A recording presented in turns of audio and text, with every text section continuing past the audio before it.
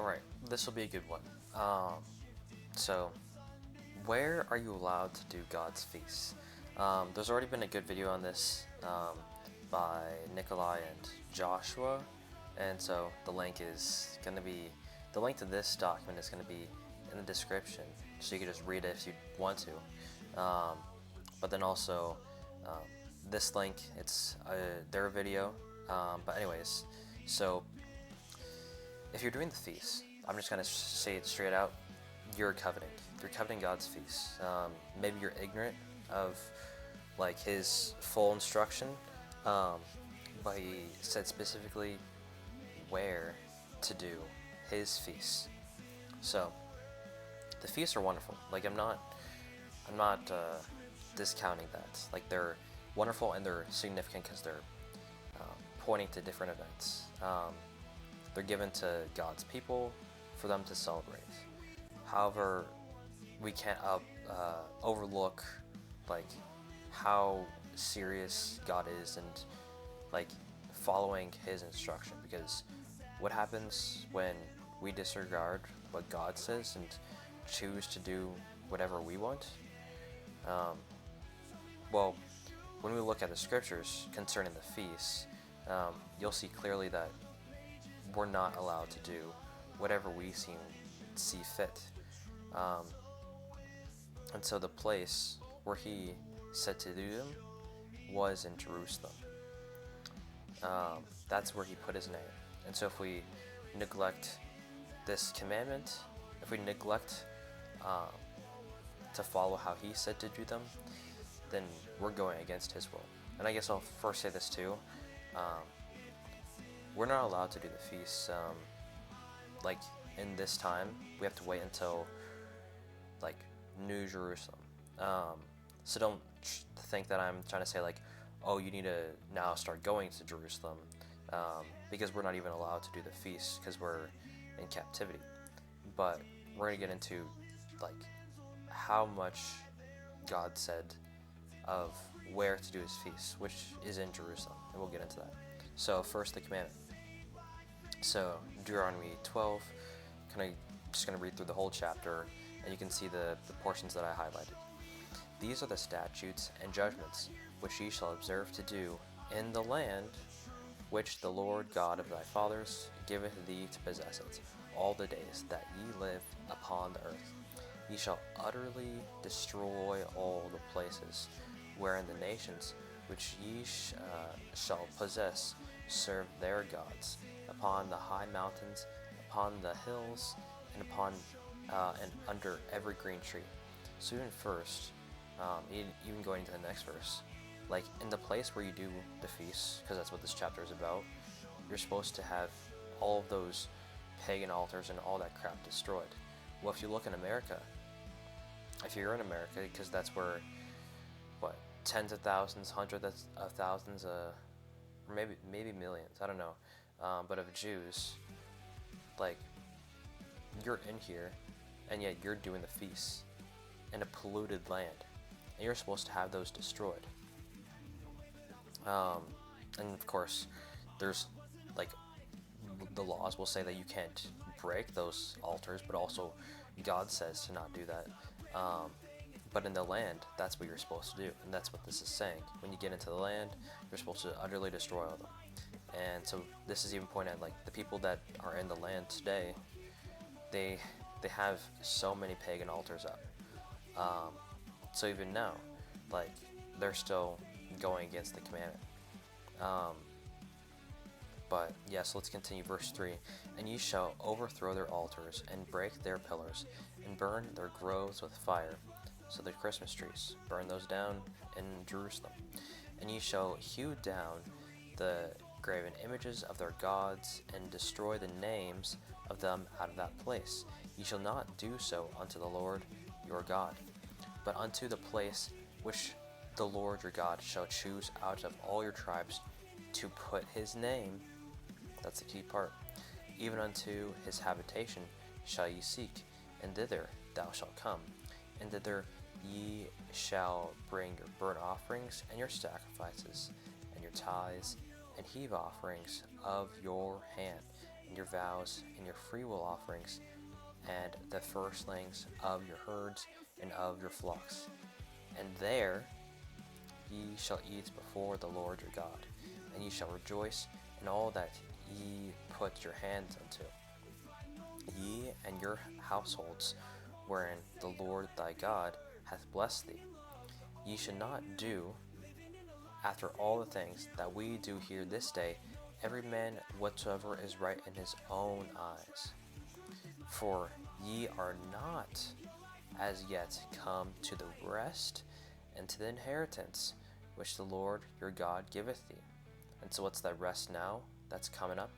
That's the Sabbath rest, the 1,000-year millennium reign. And the inheritance is in New Jerusalem. But when ye go over Jordan and dwell in the land which the Lord your God giveth you to inherit, and when ye giveth you rest from all your enemies round about, so that ye dwell in safety. And so this is something that's even pointed at in Ezra or Nehemiah, one of the two, where like they started to dwell in safety, and then they were able to do the feasts. But anyways, you have to dwell in safety. So again, in Jerusalem, still at war. Even America, like, still making war with other countries and stuff, supplying military stuff, all that crap. Not dwelling in safety. Then, so once you're in safety, then there shall be a place which the Lord your God shall choose to cause his name to dwell there. Thither shall ye bring all that I command you, your burnt offerings and your sacrifices, your tithes, and the heave offering of your hand, and all your choice vows which ye vow unto the Lord. Again, where his name is. And ye shall rejoice before the Lord your God, ye and your sons and your daughters, and your manservants and your maidservants, and the Levite that is within your gates. For as much as ye hath no part nor inheritance with you, take heed to thyself that thou offer not thy burnt offerings in every place that thou seest. So, you see America, you see Canada, you see the UK. Don't do it in every place that you see, but in the place which the Lord shall choose, in one of thy tribes. There thou shalt offer thy burnt offerings, and there thou shalt do all that I command thee. Notwithstanding, so now this is talking about something else. Notwithstanding, thou, like, because he was just talking about he was talking about the feast, and all the times you bring burnt offerings and sacrifice. And it's like, oh, wait, so then can we not eat, like, in all these other places? Like, because what it sounds like, God, is that you're saying, like, we have to go to Jerusalem to even eat food, like, regardless. Like if we go out, if we want to go travel somewhere, we can't eat until we get back. But this is what he says. Notwithstanding, thou mayest kill and eat flesh in all thy gates, whatsoever thy soul lusteth after, according to the blessing of the Lord thy God, which he hath given thee, the unclean and the clean. So that means the Gentile and the Israelite may eat thereof, as of the roebuck and as of the hart. Only ye shall not eat the blood, ye shall pour it upon the earth as water. Thou mayest not eat within thy gates the tithe of thy corn, or thy wine, or thy oil, or the firstlings of thy herds, or of thy flock, nor any of thy vows which thou vowest, nor thy freewill offerings, or heave offering of thine hand, but thou must eat them before the Lord thy God in the place which the Lord thy God shall choose. Thou and thy son and thy daughter and thy manservant and thy maidservant and the Levite that is within thy gates, and thou shalt rejoice before the Lord thy God in all that thou puttest thine hands unto. Take heed to thyself that thou forsake not the Levite, as long as thou livest upon the earth. When the Lord thy God shall enlarge thy border, as he hath promised thee, and thou shalt say, I will eat flesh, because thy soul longeth to eat flesh. Thou mayest eat flesh whatsoever thy soul lusteth after. Again, what you lust after, what you desire. So, if I'm like really hungry and I'm just like, I need to eat some food, I'm gonna eat some food, because that's what I lust after. And he's gonna go over this again, what I was mentioning. If you're in America, if you're in the UK, if you're in Canada, if you're in Australia, if you're in Mexico, wherever, if the place which the Lord thy God hath chosen to put his name there be too far from thee, where his name is, so if that place is too far, then thou shalt kill of thy herd and of thy flock, which the Lord hath given thee, as I have commanded thee, and thou shalt eat in thy gates whatsoever thy soul lusteth after. So, if you're outside of the gates, like if you're not at the place where he put his name, which we'll get into that, then you're allowed to kill and eat, right? Kill whatever animal you have, as long as it's clean, right? And then you can eat it.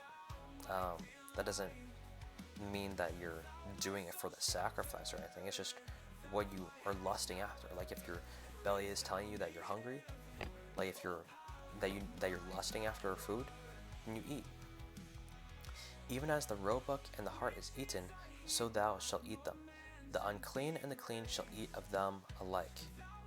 So the unclean and the clean shall eat of them. So the Gentile and the Israelite shall eat of them alike. Only be sure thou eat not the blood, for the blood is the life, and thou mayest not eat the life with the flesh. Thou shalt not eat it, thou shalt pour it upon the earth as water. Thou shalt not eat it, that it may go well with thee, and with thy children after thee, when thou shalt do that which is right in the sight of the Lord. Only thy holy things which thou hast, and thy vows, thou shalt take and go unto the place which the Lord shall choose.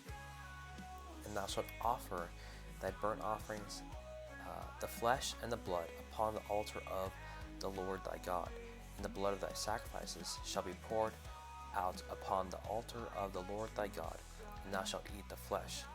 Observe and hear all these things which I command thee, that it may go well with thee, and with thy children after thee forever, when thou doest that which is good and right in the sight of the Lord, when the Lord thy God shall cut off the nations from before thee, whither thou goest to possess them, thou succeedest them and dwellest in their land.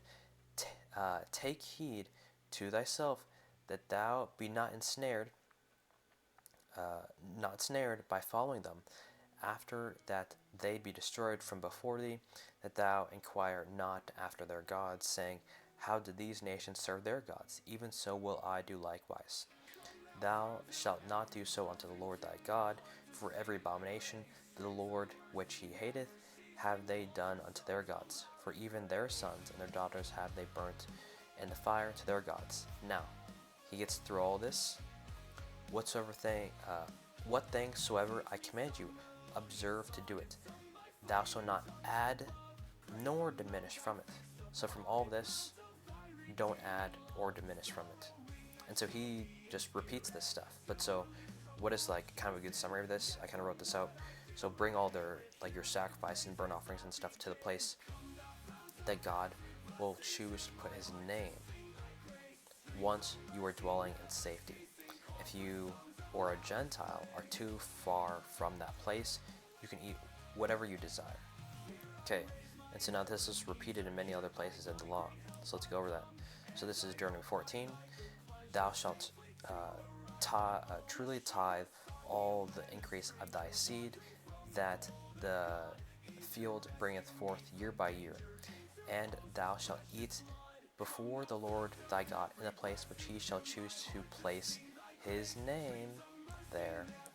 the tithe of thy corn, of thy wine, and of thine oil, and the firstlings of thy herd and of thy flocks, that thou mayst learn to fear the Lord thy God always.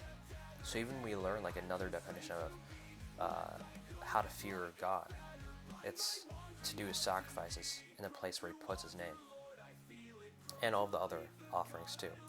Verse 24, and if the way be too long for thee, so that thou art not able to carry it, or if the place be too far from thee, which the Lord thy God shall choose to set his name there, when the Lord thy God hath blessed thee, then shalt thou turn it into money, and bind up the money in thine hand, and shalt go unto the place which the Lord thy God shall choose, and thou shalt bestow that money for whatsoever thy soul lusteth after, for oxen, or for sheep, or for wine, or for strong drink, or for whatsoever thy soul desireth.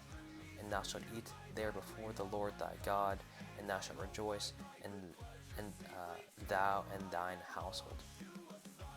So again, it's the same thing. You can sell your, like the stuff that you're going to sacrifice for God.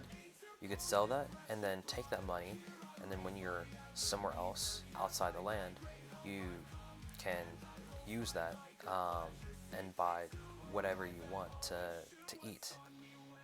And this is even what like we're supposed to be doing now, like because like every time you eat, like do it in remembrance of Yeshua, and that's kind of even what I see getting at the bottom there. But anyway, so continuing, Deuteronomy 16, saying the same thing. And so now this is even very specific about the feasts, because it'll talk about them. Observe the month of Abib, and keep the Passover unto the Lord thy God, for in the month of Abib the Lord thy God brought thee forth out of Egypt by night. Thou shalt therefore sacrifice the Passover unto the Lord thy God of the flock and the herd, in the place which the Lord shall choose to place his name there. So the Passover, you have to sacrifice it, and sacrificing includes like eating it, because the sacrifices were always eaten. You have to do it in the place where he puts his name. Thou shalt eat no leavened bread with it. 7 days shalt thou eat unleavened bread therewith, even the bread of affliction. For thou camest forth out of the land of Egypt in haste, that thou mayest remember the day when thou camest forth out of the land of Egypt, all the days of thy life. And there shall be no leavened bread seen with thee in all thy coast 7 days, neither shall there anything of the flesh which thou sacrificest the first day at even remain all night until the morning. Thou mayest not sacrifice the Passover within any of thy gates, which the Lord thy God giveth thee. So it's the same sort of language as was said in Deuteronomy 12 and I think 14 also. But at the place which the Lord thy God shall choose to place his name in, there shalt thou sacrifice the Passover at even, at the going down of the sun, at the season that thou camest forth out of Egypt. And thou shalt roast and eat it in the place which the Lord thy God shall choose. So yeah, like what I was pointing at. And thou shalt turn in the morning and go unto thy tents. So sacrifice and eat it in the place where he chooses. 6 days thou shalt eat unleavened bread, and on the 7th day shall be a solemn assembly to the Lord thy God. Thou shalt do no work therein. 7 weeks shalt thou number unto thee. Begin to number the 7 weeks from such time as thou beginnest to put the sickle to the corn. And thou shalt keep the feast of weeks unto the Lord thy God, with a tribute of a freewill offering of thine hand, which thou shalt give unto the Lord thy God, according as the Lord thy God hath blessed thee. And thou shalt rejoice before the Lord thy God, thou and thy son, and thy daughter, and thy manservant, and thy maidservant, and the Levite that is within thy gates, and the stranger, and the fatherless, and the widow that are among you, in the place which the Lord thy God hath chosen to place his name there. Again, that's for another feast. And thou shalt remember that thou wast a bondman in Egypt, and thou shalt observe and do these statutes. Thou shalt observe the feast of tabernacles 7 days. After that thou hast gathered in thy corn and thy wine, and thou shalt rejoice in thy feast, thou and thy son and thy daughter, and thy manservant and thy maidservant, and the Levite, the stranger, and the fatherless, and the widow that are within thy gates. 7 days shalt thou keep a solemn feast unto the Lord thy God in the place which the Lord shall choose. Again, because the Lord thy God shall bless thee in all thine increase, and in all the works of thine hands. Therefore thou shalt surely rejoice. 3 times in a year shall all thy males appear before the Lord thy God in the place which he shall choose, in the feast of unleavened bread, and in the feast of weeks, and in the feast of tabernacles, and they shall not appear before the Lord empty. Every man shall give as he is able, according to the blessing of the Lord thy God, which he giveth thee. So again, for all those feasts, you have to do them in the place where he put his name. And so another place that I kind of found in Numbers 15, which is kind of interesting, although this one is probably like less, the other ones that I read are like more direct. This one is, I guess, kind of interesting, and maybe you'll see that too. And the Lord spake unto Moses, saying, Speak unto the children of Israel, and say unto them, When ye be come into the land of your habitations, which I give unto you, and will make an offering by fire unto the Lord, burnt offering or a sacrifice, in performing a vow, or in the freewill offering, or in your solemn feast, to make a sweet savor unto the Lord of the herd or of the flock. So that's the feasts, like it's pointing to all the feasts. Of course, also the sacrifices and other stuff that they had to do as well. Skipping down verse 22. And if ye have erred and not observed all these commandments, which the Lord hath spoken unto you, unto Moses, even all that the Lord hath commanded you by the hand of Moses, from the day that the Lord commanded Moses, and henceforth among your generations. And then so it talks about what to do in times of ignorance, like somebody just had, like they were trying to follow God, but then they were just ignorant of what they were supposed to do. And then after that it says, but the soul that doeth aught presumptuously, so the person that does something presumptuously, whether he be born in the land or a stranger, the same reproacheth the Lord, and that soul shall be cut off from among his people.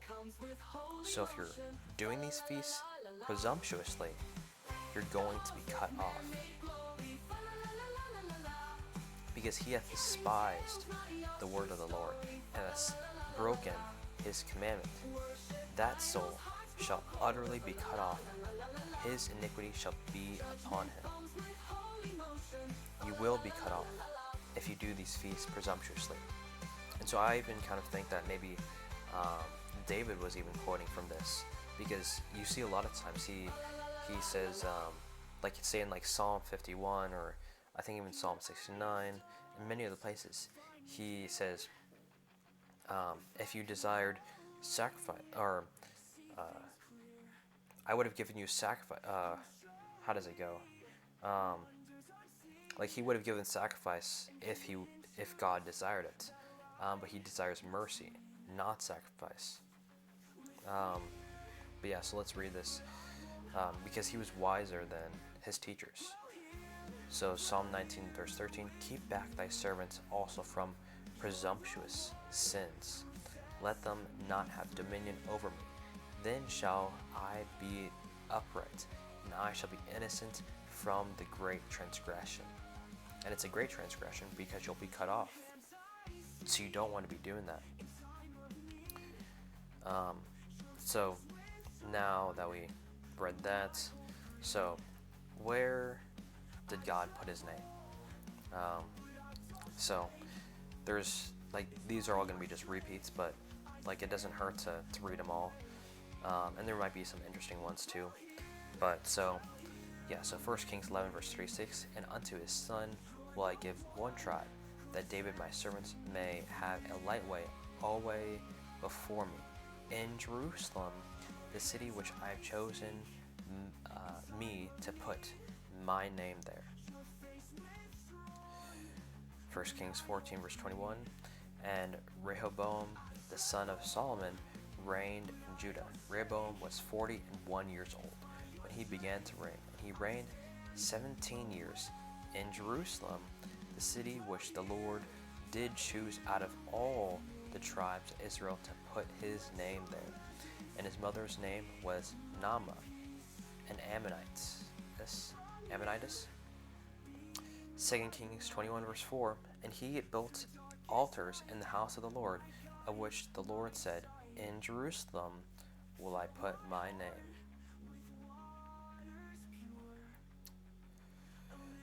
2 Kings 20 verse 7, and he set a graven image of the grove that he had made in the house, of which the Lord said unto David and to Solomon his son, in this house and in Jerusalem, which I have chosen out of all tribes of Israel, will I put my name forever.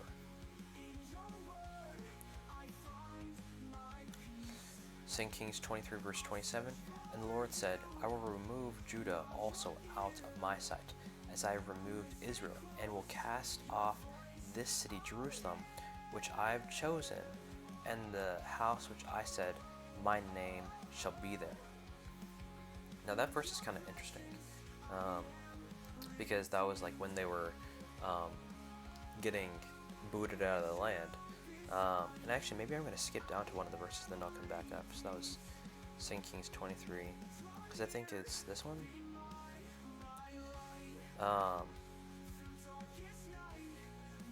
Let me see here, because I think there's one of them interesting. Let's see here. Oh yeah, this one. Zechariah 2 verse 12. And the Lord shall inherit Judah, his portion, in the Holy Land, and shall choose Jerusalem again. So that's kind of interesting. I don't know if it connects to it, but you can do some study on that. 2 Chronicles 6 verse 6. But I have chosen Jerusalem, that my name might be there, and I've chosen David to be over my people Israel. And so now it's going to be New Jerusalem and Yeshua. Yeshua is going to be King of Kings over New Jerusalem. So King Rehoboam strengthened himself in Jerusalem and reigned. For Rehoboam was 41 years old when he began to reign, and he reigned 17 years in Jerusalem, the city which the Lord had chosen out of all the tribes of Israel to put his name there. And his mother's name was Naamah, an Ammonitess. I think that's an account of something else that we read before. 2 Chronicles 33 verse 4. Also he built altars in the house of the Lord, whereof the Lord had said, in Jerusalem shall my name be forever. 2 Chronicles 33 verse 7. And he set a carved image, the idol which he had made, in the house of God, of which God had said to David and to Solomon his son, in this house and in Jerusalem, which I have chosen before all the tribes of Israel, will I put my name forever.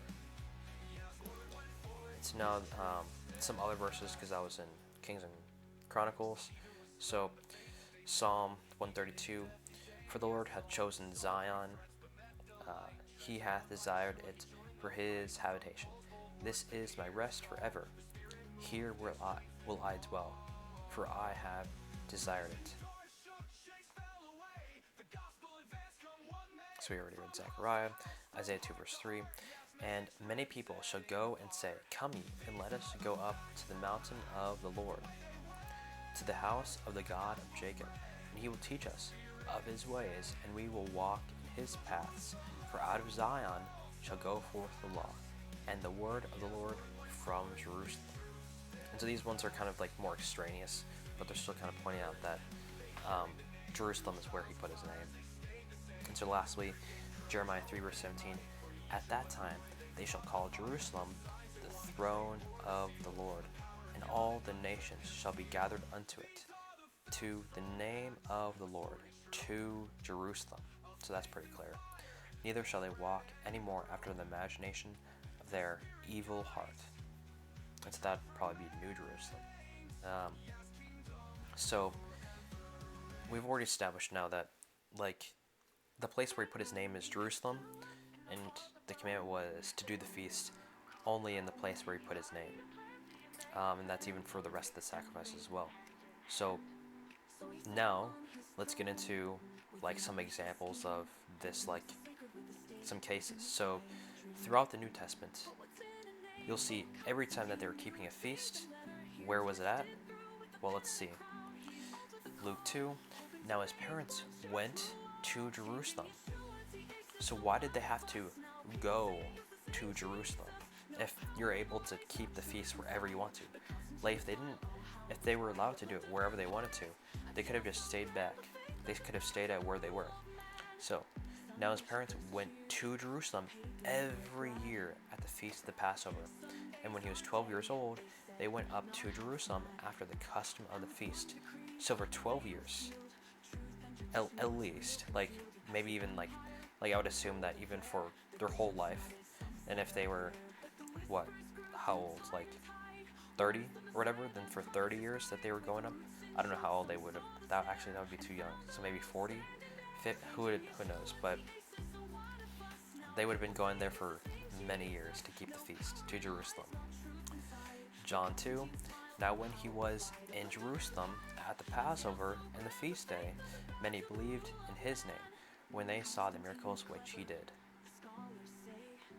John 4 verse 45, then when he was come into Galilee, the Galileans received him, having seen all the things that he did at Jerusalem at the feast, for they also went unto the feast.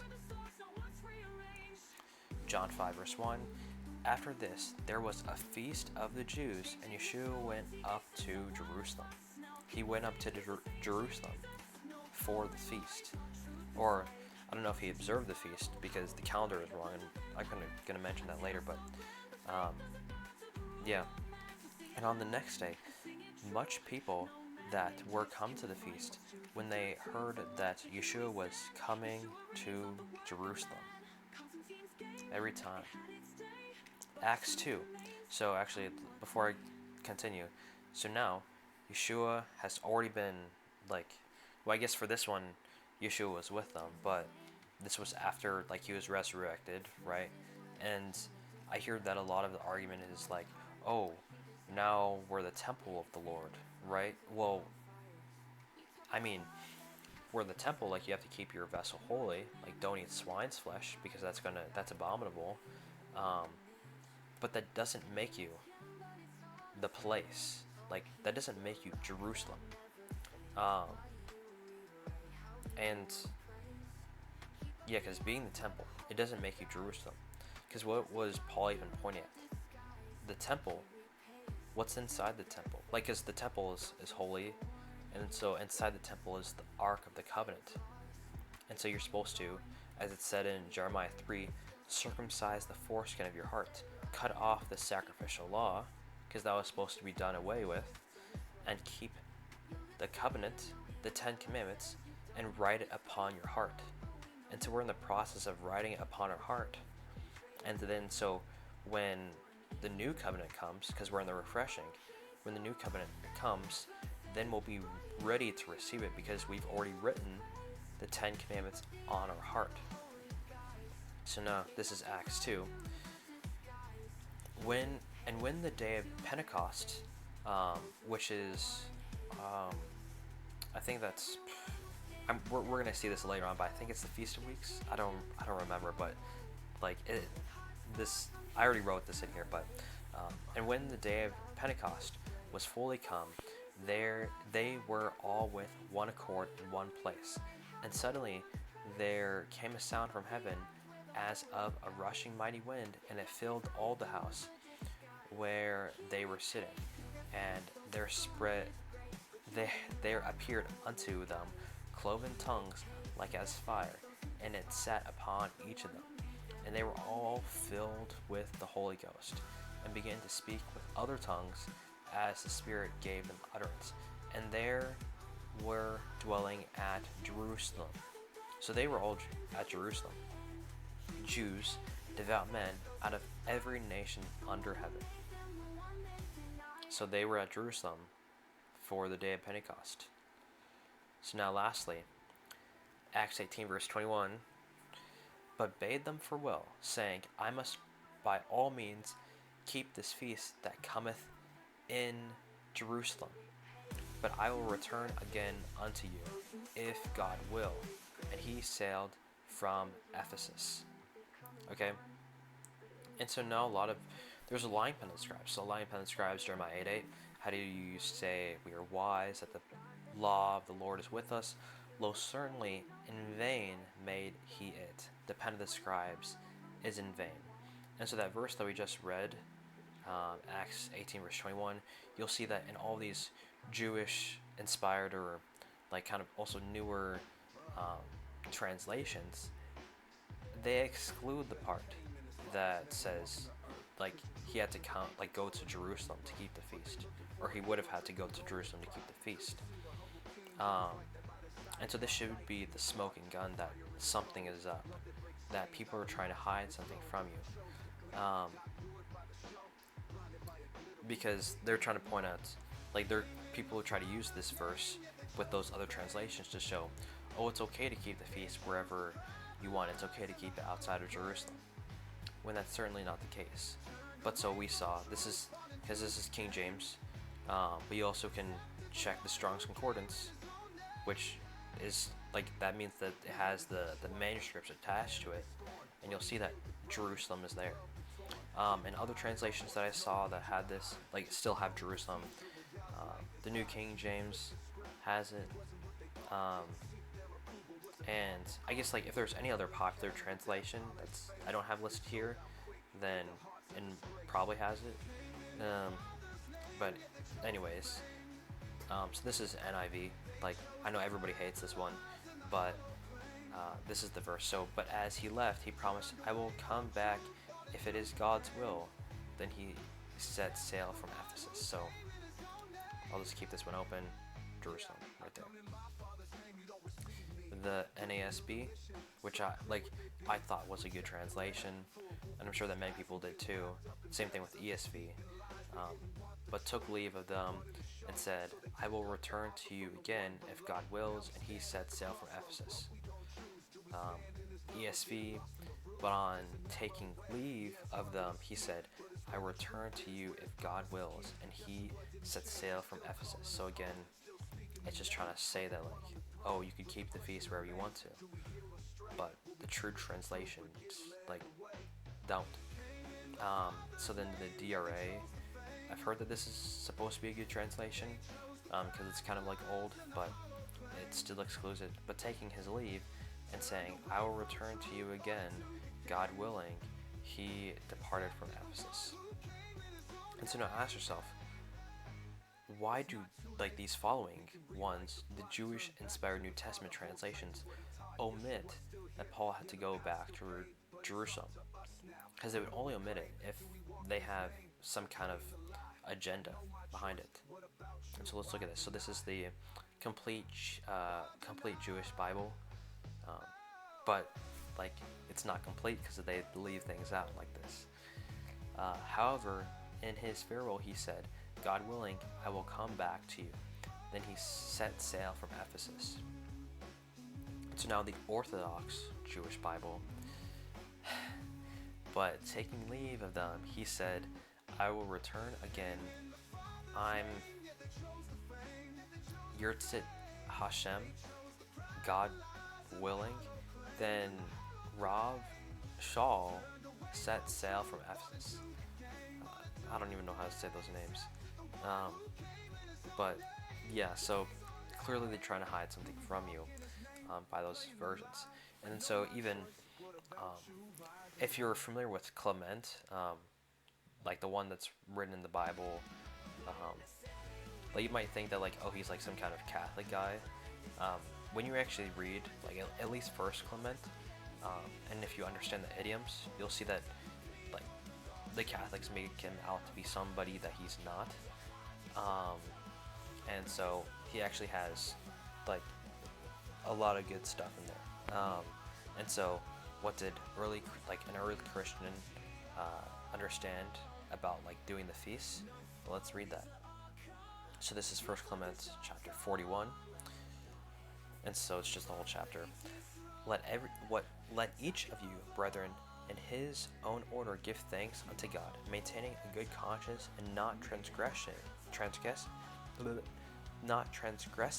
the appointed rule of his service, but acting with all seemliness. Not in every place, brethren, are the continual daily sacrifices offered. And so we saw that before. Don't do it in every like in all of your gates. Continuing, or the free will offerings, or the sin offerings, and the trespass offerings, but in Jerusalem alone. And even there, the offering is not made in every place, but before the sanctuary in the court of the altar. And this too, through the high priest and the aforesaid ministers. After that, the victim to be offered hath been inspected for blemishes. They, therefore, who do anything contrary to the seemly ordinance of his will, receive death as penalty. And so that's what we saw, the presumptuous sin. If somebody does it presumptuously, then they're going to be cut off. Ye see, brethren, and portion as greater knowledge hath been vouchsafed unto us, so much the more are we exposed to danger. Okay, and so I have a link to like First Clement if you want to read the whole book. But yeah, so the feasts cannot not kept in captivity. So now I'm going to go through each of the feasts. Some of them have more than others in the Bible, because some of them are just like more mentioned in the Bible than others. But so I'm going to go through each of the feasts and point out like when the feast is done using scripture, and so showing examples of when it wasn't kept because people were in captivity, and then when it was kept when they weren't in captivity. So like showing that distinction. So this is Leviticus 23 for Passover. Sorry. So Passover. Pesach. I'm not going to say those names anymore, but that name is just there if you... whatever. Anyway, so Leviticus 23 verse 5. In the 14th day of the first month, at even is the Lord's Passover. Okay, another one. And in the 14th day of the first month is the Passover of the Lord. And so for all these things, I try to have at least 2 to 3 witnesses. So then by 2 or 3 witnesses, you establish the matter. So that's why I just try to do that. But anyways, so therefore, the Passover is at evening of the 14th day of the first month, which is Nisan or Aviv. On this day, you are to eat the Passover lamb. Okay? So, the feast not kept. So this is Daniel 10. In the 3rd year of Cyrus, king of Persia, a thing was revealed unto Daniel, whose name was called Belshazzar. And the thing was true, but the time appointed was long, and he understood the thing and had understanding of the vision. So that he was under like Babylonian captivity and stuff. In those days, I, Daniel, was mourning 3 full weeks. 3 weeks he was mourning. I ate no pleasant bread, neither came flesh nor wine in my mouth, neither did I anoint myself at all, till 3 whole weeks were fulfilled. And then the 24th day of the first month, as I was by the side of the great river, which is Hiddekel. So Daniel fasted for 21 days, 3 weeks. until it became the 24th day of the first month. So that means he fasted from the third day to the 24th day. And so we saw that the 14th day is the Passover. So that includes the Passover. Okay? So he fasted through the Passover because he knew that you're only allowed to keep the Passover in the land. And so this is so after returning like to the land, this is just one of many accounts. We kind of already went over this. Now his parents went to Jerusalem every year at the feast of the Passover. Okay, they weren't in captivity anymore. So now the feast of unleavened bread. So the date of this feast, it's like basically right after Passover, and the 14th day of the first month at even is the Lord's Passover, and on the 15th day on the same month is the feast of unleavened bread unto the Lord. 7 days ye must eat unleavened bread. So you're eating something for this feast. And so Numbers 28, and in the 14th day of the first month is the Passover of the Lord, and in the 15th day of the first month it is the feast. 7 days shall unleavened bread be eaten. So, therefore, the feast of unleavened bread occurs from the 15th day to the 21st day, 7 days, and this is in the first month, Nisan again, and during this time you're supposed to eat unleavened bread. And so, same thing with Daniel, like the same thing that we read, he was fasting from the 3rd day to the 24th day, and so that includes like the whole unleavened bread. So he didn't observe unleavened bread.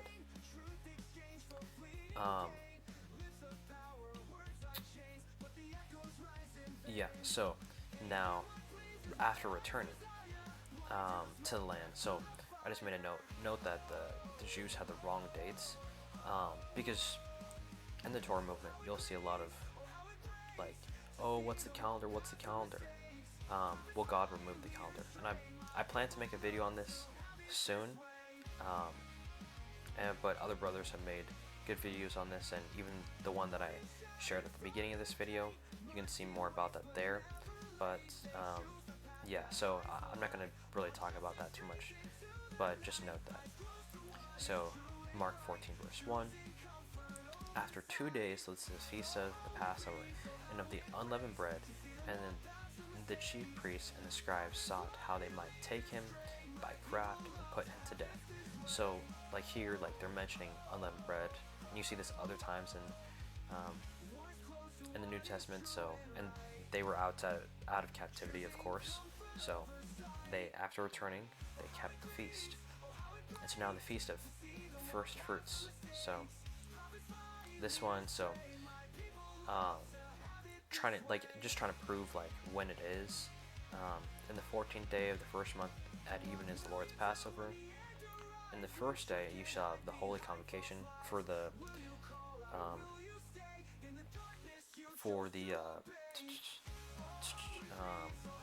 unleavened bread.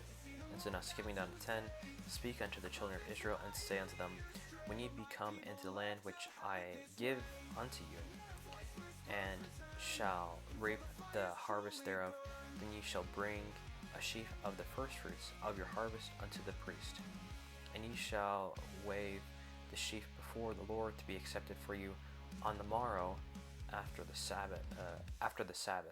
The priest shall wave it, and you shall offer that day when you wave the sheaf an he lamb without blemish of the first year for a burnt offering unto the Lord. And the meat offering thereof shall be 2/10 deals of fine flour mingled with oil, an offering made by fire unto the Lord for a sweet savour, and the drink offering thereof shall be of wine for the 4th part of an hin. And ye shall eat neither bread, nor parched corn, nor green ears, until the self same day that ye have brought an offering unto your God.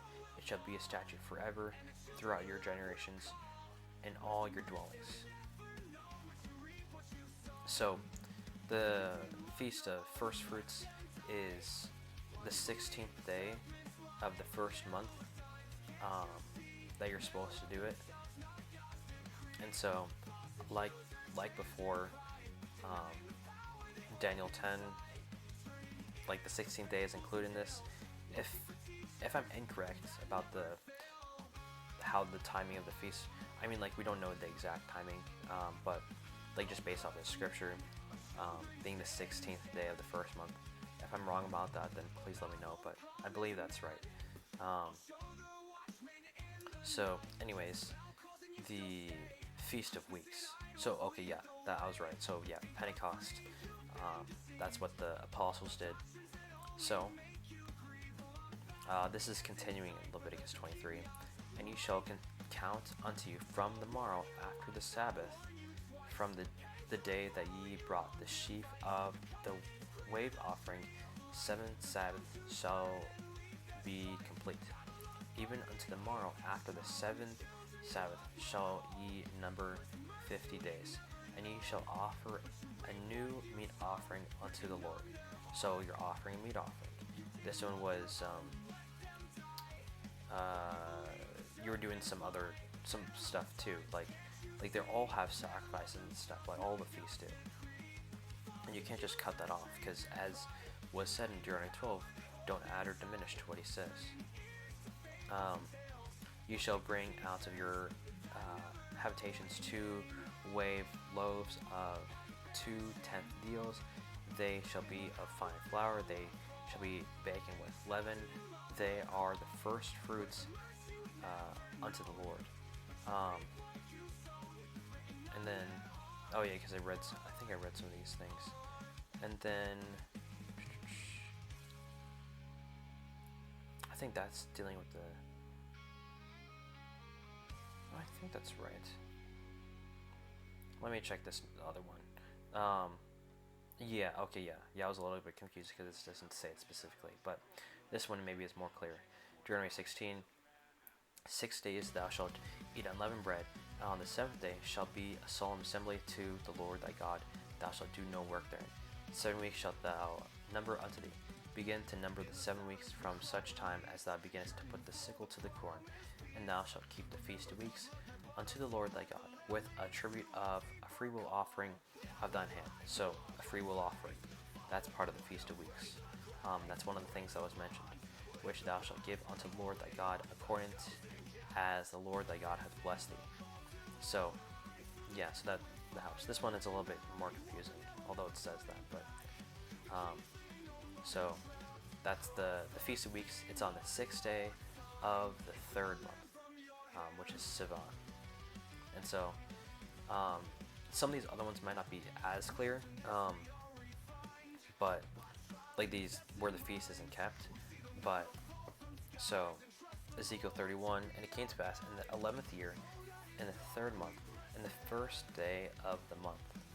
And then so, like when you continue reading the whole chapter, which you should, like, because this is only a few days before the Feast of Weeks, so like he should have been like preparing something like that or whatever, but you don't see any mention of anything of the feast, nothing.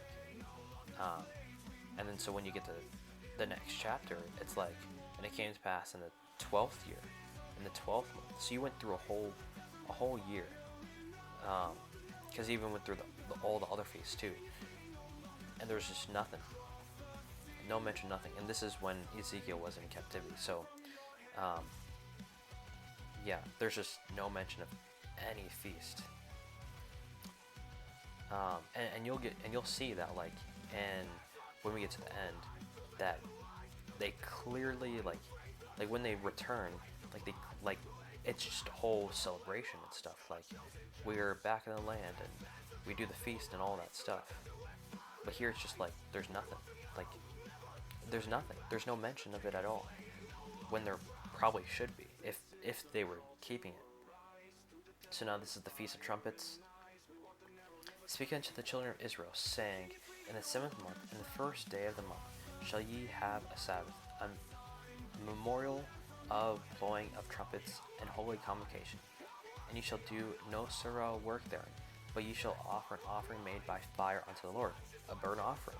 So again, the Feast of Trumpets, it has an offering. So Here again, in the 7th month of the 1st day of the month, you shall have an holy convocation. You shall do no servile work. It is a blowing. It is a day of blowing the trumpets unto you, and ye shall offer a burnt offering for a sweet savor unto the Lord, one young bullock, one ram, and some other stuff. I'm not going to read the whole thing, but so here you clearly see you're supposed to offer a burnt offering, and so this is on the 1st day of the 7th month. And I guess I didn't put one here, because they just like there's because there's not really a clear mention of any times, like, because I think there was, let me see here. Yeah, so Jeremiah 41 it's potentially could be used, although I wouldn't really use it, like, because a similar reason with Ezekiel, it's just like, but like you don't like, because Jeremiah 41 mentions the 7th month,